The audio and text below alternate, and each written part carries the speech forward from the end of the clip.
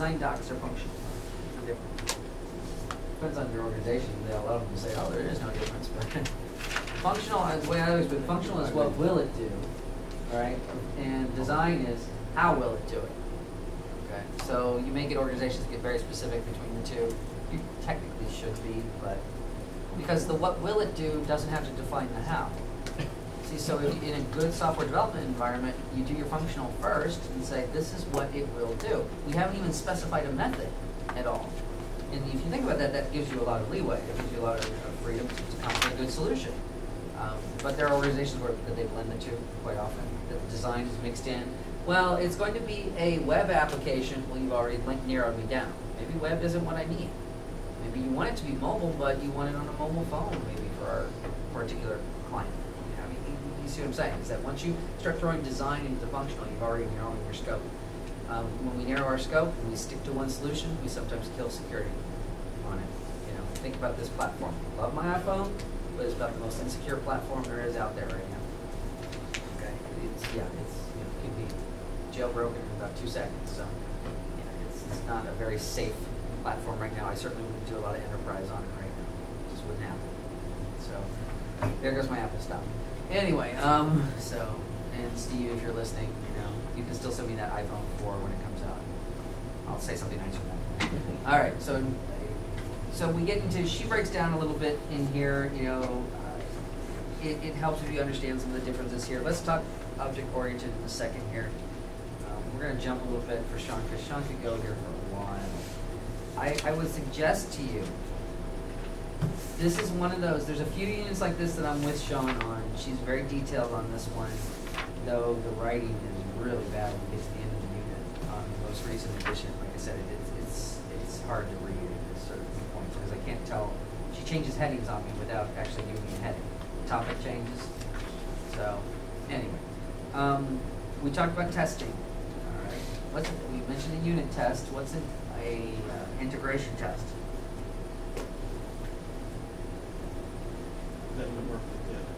Yeah, that if you in some sort of modular application, we put the modules together. We tested module A, we tested module B.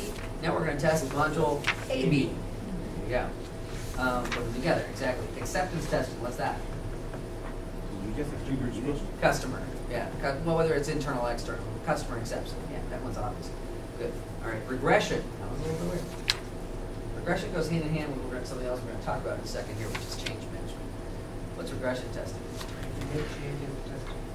Yeah, if you change it, and this is what will drive several, how many of you have done the patch of something on the Microsoft world that's will blame the most guilty party lately? I mean, though it happens on the Linux side on occasion, but much more common. It happens on the Mac side too. Much more common in the Windows world right now, where matter of fact, go all the way back to, remember like the NT4, what was it? There was the NT4 Service Pack 6. And then they immediately told you, oh no, don't use Service Pack 6, use 6A. 6A. That's the one. I was trying to remember this yesterday. I can't remember, it's been so long. That's the thing, because what was the problem with 6? It literally made things worse. It had, not only did they patch the one thing that needed to be patched, but broke about a dozen others. All right, so immediately, really, what? It was like within a week, wasn't it? Yeah, it came out with A, and they were saying please, and by that time that was too late. They'd already gotten 6 out in the channels. The vulnerabilities were in the wild. There were folks who were getting hit with little things here and there, and still to this day don't have this. So what didn't they do then? What did you find out? Essentially, Microsoft didn't do a good job of regression testing. They didn't test. We've made a change. How does that change affect earlier modules, things that we've already developed? They failed completely on regression testing there. And so it happens to the biggies all the time. So that's all regression testing is, right? Is testing. If I make a change, I have to go back and test how it works. And that's a fine art. If you find someone who's good at regression testing, or at least leading the way in that, hold on to them. Because the problem is, where do you stop? How many modules do I have to go all the way back to from the very beginning to all the way to code? Well, shoot, that would just, no wonder I might not do it. It's very expensive to run all my programmers through this again, or my QA people through this again. So you have to learn, where's that line? Okay, I tested, I have module D, C, B, A, and I add an E. Do I have to test all the way back to A, or can I get from A, E to D, and that's enough, or E, E, C, where do I stop? I'm going to do my regression testing, which gets us to our object-oriented design. If I've done good object-oriented design and those modules are truly discrete and are only passing messages between themselves here, making function calls between the two, then where should I have to stop? Just at the first one, at D, I'd be fine. Because everything else from then on should still be following the same, nothing's changed, they're encapsulated, they're discrete. Right? But we don't always do that in object-oriented design. So, moving on, okay. So, we know about testing, we're good to go. All right, we know about, software. Do you ever get rid of all software versions? Never, right? Well, people in school, they probably have stuff there. Oh, yeah. They never get rid of it. I still have stuff on, floppies, but you all bought up your floppies just in case, right? Because Sony said it's all over now. I know you're worried about that. Right? No more floppies come 2011. I'm clearing out yesterday. I cleared out 18 for Floppy disk, the floppy? Yeah, that was always fun. And then just 8 hours later, you'll have your server up and running. Woohoo! Yeah. So, yeah. I got several sets of it. There you go. Actually, I know a company that might take them off your hands because you know what? They do. I've got all the old stuff. Museum. So they have it's a training company up there in Gatesburg. This Office Pro.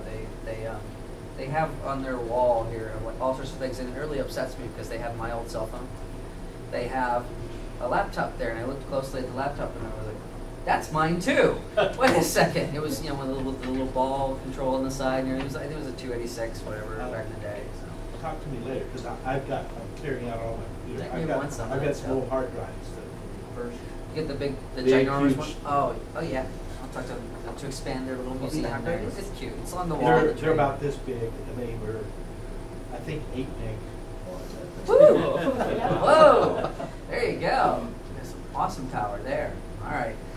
So the two last little bits. So we're going through our software development life cycle. We have to do something about. We need some sort of. Eventually, the software dies, and we have to do some sort of disposal, right? And then after the whole project, regardless of whether we're replacing something else or it's a new one, we do what we call a postmortem review, right?